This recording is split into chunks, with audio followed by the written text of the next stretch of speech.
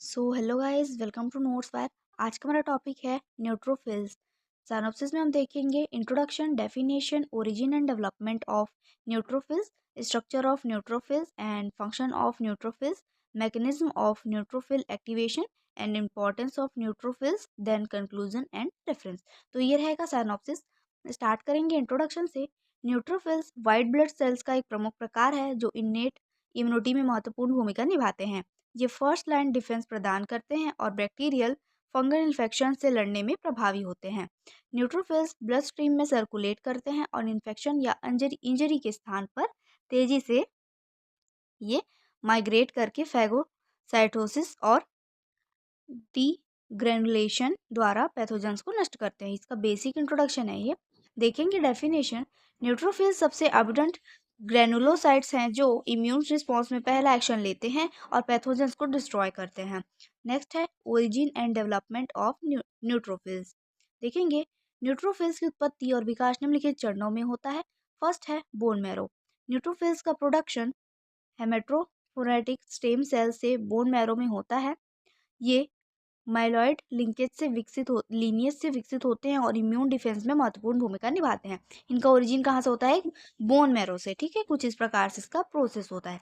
Next देखेंगे maturation process. Neutrophils का विकास कई चरणों में होता है। इसमें फर्स्ट स्टेप होता है myeloblast and promyelocytes and myelocyte and metamyelocytes and band cell and mature neutrophil. तो इस प्रकार से इसका कंप्लीट प्रोसेस होता है जहाँ से एक मैच्योर नेट्रोफिल बनता है। यह मैच्योरेशन प्रोसेस के दौरान न्यूट्रोफिल्स अपनी इन्फेक्शन फाइटिंग की क्षमता विकसित करते हैं। नेक्स्ट देखेंगे storage and release. Bone marrow में स्टोर्ड न्यूट्रोफिल्स जरूरत पड़ने पर ब्लड स्ट्रीम में रिलीज होते हैं। जब कोई इन्फेक्शन या इन्फ्लामेशन होता है तो साइटोकाइनेसिस और केमोनेसिस के संकेत पर सेल्स तेजी से संक्रमित स्थान पर माइग्रेट करते हैं और पैथोजेंस को नष्ट करते हैं। इसके बाद देखेंगे हम स्ट्रक्चर ऑफ न्यूट्रोफिल्स।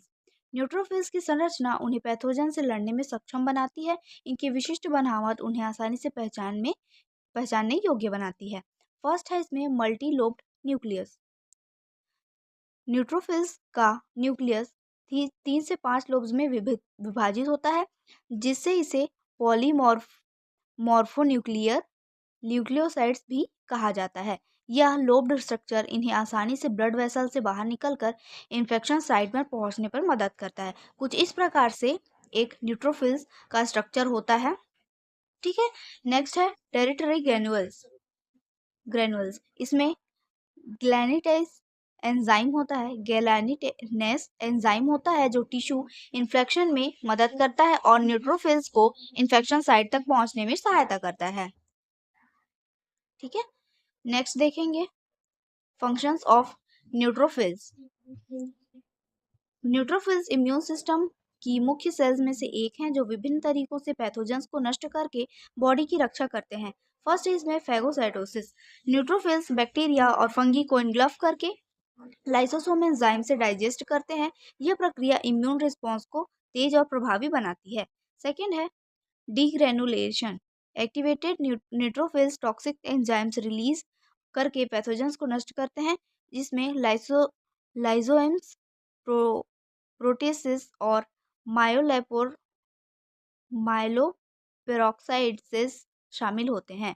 थर्ड है neutrophils extra cellular traps formation. NETs chromatin और एंटी माइक्रोबायल प्रोटीन्स का मैश बनाकर बैक्टीरिया को ट्रैप और किल करते हैं। नेक्स्ट है cytokine and chemokine secretion. Neutrophils immune system को एक्टिवेट करने के लिए IL-8 and TNF alpha and IFN gamma जैसे मॉलिक्यूल्स रिलीज करते हैं। नेक्स्ट देखेंगे हम mechanism of neutrophil activation. Neutrophils immune response में महत्वपूर्ण भूमिका निभाते हैं और संक्रमण के दौरान तेजी से सक्रिय होते हैं। इनका एक्टिवेशन 3 मुख्य चरणों में होता है।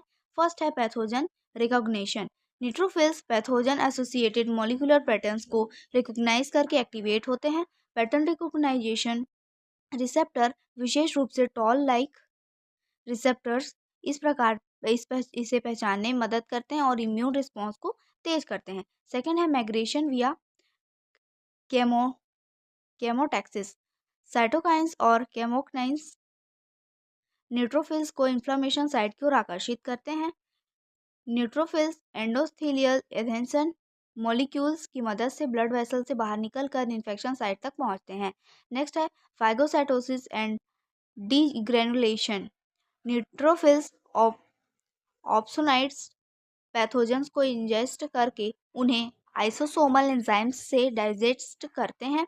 इनके ग्रैनुअल्स में मौजूद टॉक्सिक एंजाइम्स जैसे लाइजोम्स, माइलोपेरोक्साइड्स और प्रोसेसिस पैथोजेंस को नष्ट करने में मदद करते हैं। नेक्स्ट है importance of neutrophils. Neutrophils immune system की सबसे महत्वपूर्ण सेल्स में से एक है जो संक्रमण से लड़ने और इम्यून रिस्पॉन्स को नियंत्रित करने में अहम भूमिका निभाते हैं। इसमें first line soldiers in immune defence. Neutrophils immune defence की पहली पंक्ति होते हैं। ये संक्रमण के शुरुआती चरण में ही सक्रिय होकर पैथोजेंस को नष्ट करते हैं। सेकेंड है control of bacterial and fungal infection. Neutrophils bacterial और फंगल इन्फेक्शंस को नियंत्रित करने में मुख्य भूमिका निभाते हैं।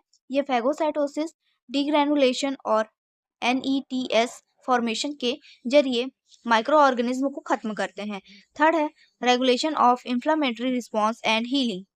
न्यूट्रोफिल्स इन्फ्लामेटरी रिस्पॉन्स को नियंत्रित करते हैं और हीलिंग प्रोसेस को इनिशिएट करते हैं। ये साइटोकाइंस और ग्रोथ फैक्टर्स रिलीज करके डैमेज टिश्यू की मरम्मत में सहायता करते हैं। नेक्स्ट है link between innate and adaptive immunity. Neutrophils innate और एडाप्टिव इम्यूनिटी के बीच एक कड़ी के रूप में कार्य करते हैं। ये एंटीजन प्रेजेंटेटिंग सेल्स को एक्टिवेट करके टी सेल्स और बी सेल्स के रिस्पॉन्स को तेज करते हैं। देखेंगे कंक्लूजन। न्यूट्रोफिल्स इम्यून सिस्टम के सबसे महत्वपूर्ण सेल्स में से एक हैं जो बैक्टीरियल और फंगल इन्फेक्शन से लड़ने में सर्कुलर भूमिका निभाते हैं। ये पैथोजेंस को डिस्ट्रॉय करने के लिए फैगोसाइटोसिस एंड डीग्रैनुलेशन और NETS फॉर्मेशन जैसे डिफेंस मैकेनिज्म का उपयोग करते हैं। न्यूट्रोफिल्स काउंट का इम्बैलेंस कई डिसीजेस को इंडिकेट कर सकता है, इसलिए इम्यूनोलॉजी और क्लिनिकल मेडिसिन में इनका स्टडी अधिक महत्वपूर्ण है। ठीक है, तो ये था इसका कंक्लूजन। रेफरेंस में है immunology by Kuby and fundamental of immunology by W Paul. तो ये था आज का टॉपिक। आई होप आपको समझ में आया होगा। समझ आया तो प्लीज़ लाइक करिए एंड सब्सक्राइब करिए। Thank you.